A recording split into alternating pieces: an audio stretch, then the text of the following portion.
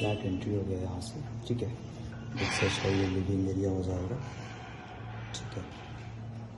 Living area हो गया, ये हो गया आपका बालकनी बिग साइज का, बहुत बड़ा बालकनी है, ओपन है पूरा फ्लैट, ठीक है।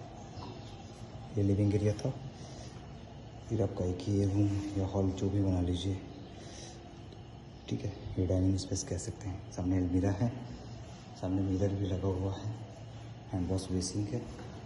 ये वॉशरूम हो गया कॉमन बिग साइज का, इसमें गीजर लगा हुआ है, ठीक है। ये आपका डाइनिंग एरिया था, ठीक है। एक सामने हॉल था, मैं एंट्री करते दिखा दिया। और ये हो गया इधर किचन बिग साइज का, ठीक है।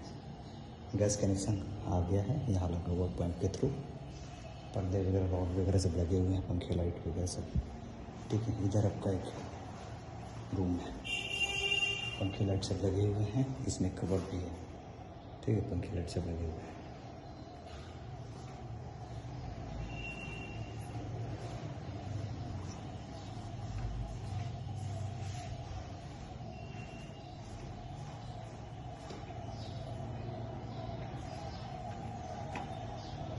बड़ा सा है।